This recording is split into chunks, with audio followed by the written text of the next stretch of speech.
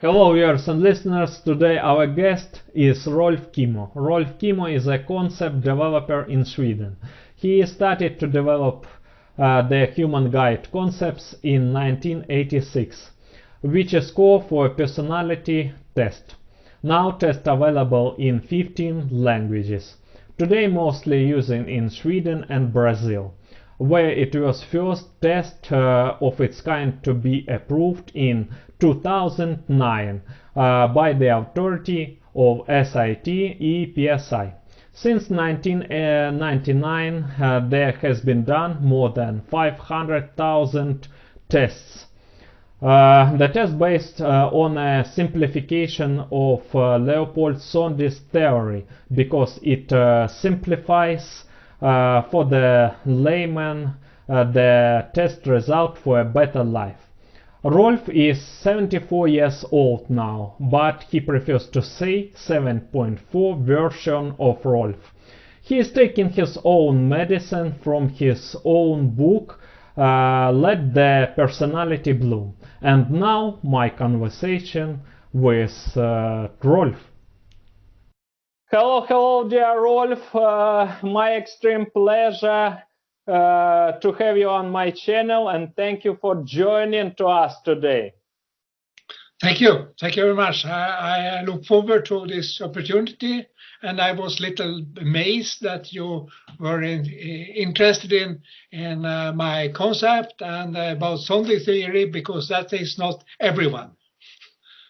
Rolf, for people who aren't familiar with Leopold Sondi's theory, why is his theory and work so important? Tell us, please. Yeah, it was sometimes in life it happens things you didn't know nothing about it before, but I've always been very curious about people, why they act in a certain way, and there is something behind, and we have different drives, and I found this Sondi theory very fascinating, because I started to understand myself much better, and other people too, and then it's easier to navigate in life. Rolf, why are your tests based on Sondi's theory? There are many theories, or perhaps not so many theories, but there are many personality tests. A lot of them have the same background, but it was a psychologist who taught me this theory, and I found it very practical. And then step by step, I have understood that it's more nuanced than many other theories, because it has 8 dimensions. So you see more clear the person behind. For example, if you compare with this MBTI, which is very well known around the world, because they were in a little the first, but there you'll be one of 16 times. 16 types, so it's not any nuances at all, in my opinion. And then why do the test in a way? Rolf, how did you put Sondi's theory into practice? Yeah, at first I thought there was some test based on this theory, but I only know at that time Sondi's own test, which is for psychotherapy. And it was based on photos and a reactive test, so a little odd type of test, with this ink test is another one, and people could be a little scared about using such a test. So I was looking for a questionnaire, but couldn't find it. The only one based on Sondi's theory was Berufsbilder test, or called BBT, from a Swiss person. He worked for vocational guidance, and he made these photos based on people in a certain job situation. But that I couldn't use either, because I need a questionnaire, and if you have photos, you have to be on the same place as the person. And for my need, you should do it on distance. So I started to develop that. Rolf, could you tell us about engagement diagram and needs factors? You mean factors about? Yeah. Needs factors and engagement diagram. Yeah, there are 8 dimensions in this theory, and it's easier to understand. I mean, you could arrange them in 2 types. One type is driving, and there you have what I call power, exposure, imagination, and contacts. You are more active using these drives. But then you have the other one, which is more reflecting. People who like to think twice before they do something. So there you have, which I call, my names on them, it's sensibility, quality, structure, and stability. And of course, if someone, because no one has only one of these drives, you have always a combination. But if you have most of your strengths with high values among these driving factors, then you will be, of course, a very driving person. For example, could be an entrepreneur. But if you be on the other side, you could be someone who are measuring things, to be in control, and like to be things should be very solid, and no mistakes should be possible. So that is a rough description of these 8 factors. Excellent, Rolf. For an individual person and for an individual company, how can it help to increase their competitiveness? The thing is, if you have a job which has a good match with your personality, you have not a job at all. You have more like a hobby. And then you, of course, like to go for your job and do your very best because you are happy when you're doing it. But if you go for a job which is only because you get a wage, you get paid for it, but you don't like it, but you need to have it, otherwise no food. And that makes a great difference. And there you have a big problem today, because Gallup is doing a service around the world, and they tell us only 15% is highly engaged at work. So in a way, it's a disaster. So you have a big potential here to get better matching between people. But not everyone knows so much personality, because they think, well, that job was good, that was not good, but they could not so easy point out what is the problem. And with my tests, for example, or other, if you have good tests, then it's easier to point out where is the problem and what should you go for instead. Sometimes it could be very, very little change in your job. For example, someone who likes to express things for other people, but they are sitting on a chair but not talking with people, then they will not be so happy. But if they have the opportunity, for example, sitting and give some guidance for visitors coming there, the job will be much better for them and they will be much happier. But you have to point out what is the problem. I don't know if it's Swedish, but we have some saying, we're saying like, if you could describe a problem well, you have 50% of the solution. Oh, yeah. Rolf, have you changed names of needs factors? Yeah, you know, Sondi, he was interested in psychotherapy, and I'm not, because my work is to especially help the layman to understand themselves better. But if you use Sondi's words for the 8 needs, they could be a little frightened, especially in my generation. Then people are a little afraid of psychology. It's mysterious like that. Younger people has not such a problem. So therefore, I have to figure out other words for the 8 factors, and also try to be as pedagogic as possible to describe it. So, for example, one of the 8 dimensions is power, which I use, but for Sondi it is S, and S is an abbreviation for sadism. So I say, well, you, Alexander, you have a very high here on sadism. Oh, I think you will not be so happy. Rolf, how are you recruiting candidates, and how are you coaching employees?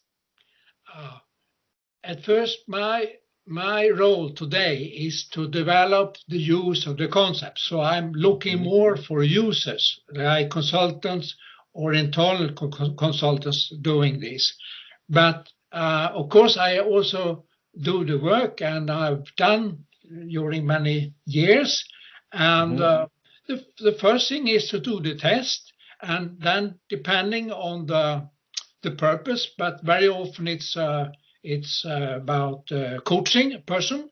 So you first give them better self-knowledge and understand the consequences of that.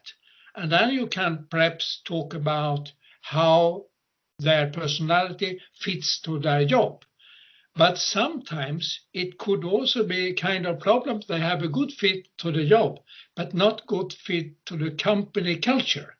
And that you could also describe in these 8 dimensions. That happens. That is the main problem. For example, if you are very talkative and like to make jokes when you work, and you have work at a company where people are very stiff, don't talking so much, like to do the things more of their own, you are not so happy. So, and that you can figure out with this result and get some guidance where to find a better fit. Fantastic. Rolf, your program for employees. Tell us, please, about the special part in your coaching process, which calls future plan. You mean that's the template I wrote about in my book, this Let the Personality Bloom. Yeah. Well, I have, I see myself as a creative guy, so I always improve, more or less every day. I figure out how could you do this a little better. And here like 1 or 2 years ago, I started to figure out something very important, because I was very annoyed about people were doing a lot of personality tests, but they didn't use the result. They did a test, and I thought, well, it's like me, this test result, fairly well, but they didn't use it for a practical purpose, and that annoyed me a lot. But then I understood that there was no method figured out how to use it in a practical way. And then I was thinking about, you need something simple. I like when things are simple to use and you don't complicate things. And suddenly I saw kind of, if you have a page with 4 squares, And this page or template I called a strength strategy. So there you should put important information, and if you only have one page, you can't write novels there about things, not so much information. You have to think what is most important. And in these 4 squares, you write the following. The first one is your strengths, where you have your highest values. And then you should figure out what type of job it suits best. And that you write there. I call it, if you do it very properly, I have a name for that. You figure out your jackpot activity. Like when you have such a machine, you get all the apples aside, like 4 of them are there, and you get a lot of money because that was right for you. That's a jackpot. And then you think about where I have my strongest strengths. That you have normally a problem with because you can exaggerate it. For example, I have a lot of imagination, that's creativity. And then my exaggeration is I can be interested in too many things at the same time. So I have to work very hard on my objectives, my goal, so I don't be scattered around with too many things and nothing happens. And that is the second square. It's your where you exaggerate your strengths. Then you have some needs where you are very low on these 8 dimensions. And then I like to be systematic positive because if you how you are thinking about yourself influence you a lot. So if you're thinking a lot of bad things about yourself, you will be bad. But if you're thinking of the opportunities, the potential, it's easier to have hope and be optimistic. But of course, you have to see problems if you have, but you should not focus on it. You should focus on the solutions. So therefore, I don't talk about your failings or your problems or disadvantages. I'm talking only about your needs. So, for example, I have no need for stability. I don't like when things are routine. I do the same thing every day. Some people like that, and that's okay with me, but we are different. So there is nothing for me. So there I write, how can I avoid such tasks? Because I'm not happy with them. And then I can use my creativity to figure out how to handle my needs. And that I write down there.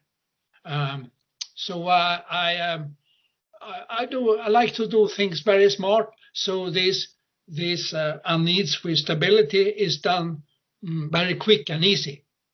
And I also, in a way, praise myself and say, well, you are very smart, Rolf. You have figured out how to do this ugly thing so quick. And then you have something you can more freely express, some type of challenge you have. For example, when I'm a very enthusiastic person, so I can sometimes talk too much about things. And someone asking me something, and they immediately get a lecture about that. But that wasn't they didn't like that. That wasn't their need. They only like to have a quick answer on that. So therefore, I have to be careful when I get questions, so don't talk too much or give too much answer on questions. And that I put on my this strength strategy. And when it's so simple, you can use it all your life. And if you are smart and you have, for example, a life partner, why not show it for your life partner? And your life partner can be a good coach for you, because the life partner know what you're up to. And you do the same for your life partner. Great. Rolf, which famous companies ordered your services? Not so many for me. I have as a customer. I have not so many like famous customers because I have focused most on development. But now I think I have a good package, so I focus more on development. So I have also cooperation partners, except for Brazil, which is my biggest since. Brazil is 99 I have, and they have done their like 500,000 tests, and their biggest customer I think is Croton. It's the biggest private education company in the world, and they use it to help their students to find a job when they are finished their studies. And for me, I have a company. My biggest company as a customer is in Switzerland, and their name is uBlocks. And they started 2003 as a customer. It was little odd because it was the CEO who found me. Not every CEO is so interested in their employees and in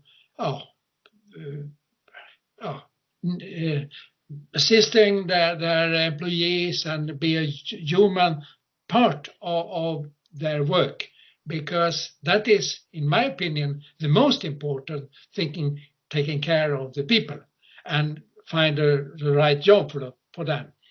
So where we had contact in 2003, and at that time they were a startup, this company, and now they have more than 1,000 employees around the world, globally, and on I think 25 places.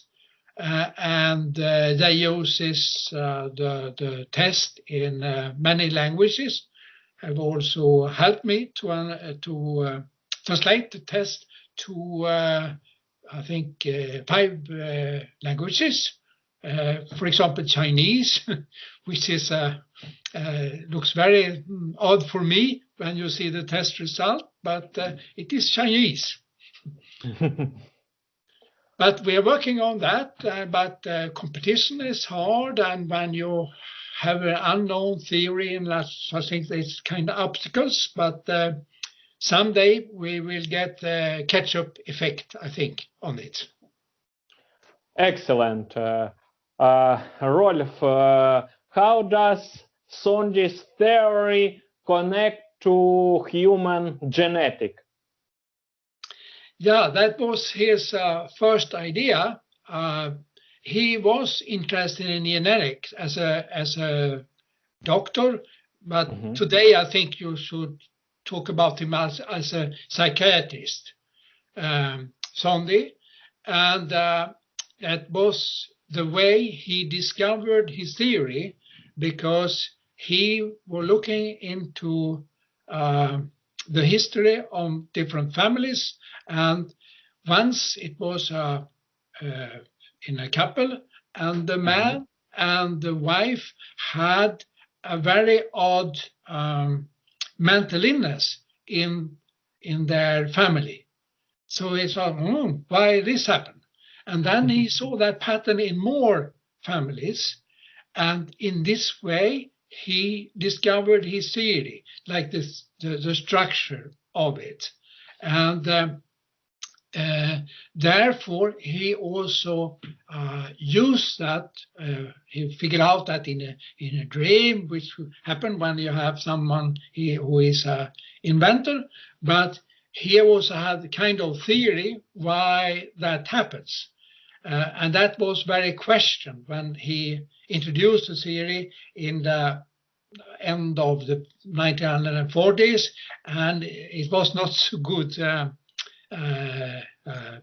time for that, because the Nazis have worked and have their opinion about people who is good or bad, and also another thing was deep psychology, which was fairly important or actual when he started in this area. But at that time, it was more popular with behaviorism. So he published his theory and very thick books and very high ambitions. So it was not so easy to find a good audience and users for that. And also in German, not in English. So therefore, it has been many obstacles for people to found this theory.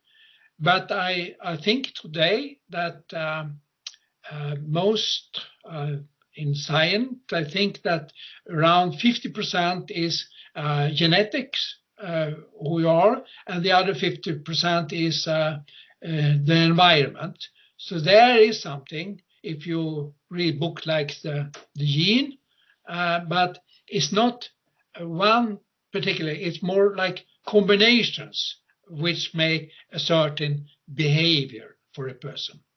But of course you are influenced from the environment. For example, your parents, how they do things. So there you have the connection. Great. Rolf, could you give an advice? What skills should develop a person that guarantee gets a job? And how can employer finds the right proper employee? Yeah, it's a matter of matching. So one good thing is, of course, that the employee had a good self-knowledge. For example, I just now I am launching a concept which I call to increase people's passion index. So I have a kind of pedagogic word here. If you have a good or a high passion index, you have a good fit between your personality and the job. So I like to walk my talk. So for example, one of my grandchild, she is 18 years old and now is on a training or in a school. She like to be a hairdresser, and we have checked with her teacher how you should be as a hairdresser, and then we checked with the personality of my grandchild, and she got it could be maximum 80 with my method, and she got 70. So I feel pleased and as a grandfather here that she got a good match. And that's the same thing at companies. You can use this method to increase the passion index, and then people are highly motivated, and then they will be talented in their work, and the customer will like this company because they deliver something good and they are very dedicated in what they are doing. Rolf, how do you feel about the fact that already exists robotic digital recruiters which conduct job interviews and can hire people for work? Yeah, it's a lot of amazing things with like AI, with artificial intelligence and such things. But something new, then a lot of people think, well, this will make a revolution, but that's not always a revolution happens. And normally it takes a lot of time first, but suddenly you get the catch-up effect. But if you should do such a thing, then you need to figure out the needs for that particular job. So there you have a limitation because that type of job, which you do all this development work, needs to be a lot of people for that particular job. Otherwise, it's too expensive to figure out how you should be for that particular job. So there you have a kind of limitation, and some are also thinking that there will be a very big job reduction because of AI and robots and like that. And there is one very good advice to young people. If they ask someone about their job, one parent or another adult, how is this job? And they have very easy to describe that job. Then the advice is for the young person, don't take it, because there you get a robot who do it. And I think there you have the similar problem for robots in recruitment. And my strategy is more like have a kind of methods. We've known this in Tony's theory and the HumanGuide concept, so you can help people to figure out themselves much smarter, and then you have a more like a distributed system instead of going to experts. Like every layman could be a little way their own expert in this way, and that is more powerful with freedom. Great. Rolf, how important your work in digital age?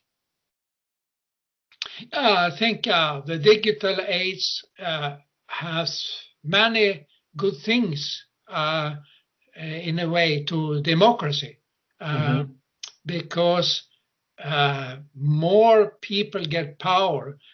If you compare, for example, before with the music, then some big companies could more or less govern the whole world what music they should like. But that is impossible today, because more or less everyone interested in music and good at that can spread that, and suddenly someone you didn't know anything about is famous, world famous, in a month or so. And that is the power of the digital age. So I hope there will not be any limitations. You can also think about all the possibilities which is shown now when you have the problem with the pandemic, that people can learn a lot, only be at home, looking on their computer. And you can have great lectures from very good professors or teachers in many ways. So that gives power to the people, in my opinion. Rolf, what's your message to people? Yeah, you had some questions before we do that, and I like that question, because once I should have a leadership development program at the company, and when I was talking before to figure out what could be a good program, I talked to a manager, and he said he had a motto. And I thought, oh, that was something new. First time I met someone who had a motto. And his motto was only like this. He thought a lot of what he didn't do at all. And I thought, well, I like to walk my talk. I thought, what should I have for motto which I can follow also, because that's important. And then I thought, freedom. There is nothing as freedom which motivates people a lot. But you can't be only an ego. You have to consider there are other people around the world. For example, you can't act like Mr. Trump in the US. He is not my style. He has more belief in win-lose, but I like more win-win. What I can do for you and what you can do for me, we do something good together. That's better in the long run. And then I added freedom and respect. You need to have respect for other people, and in that you also can put respect for the environment.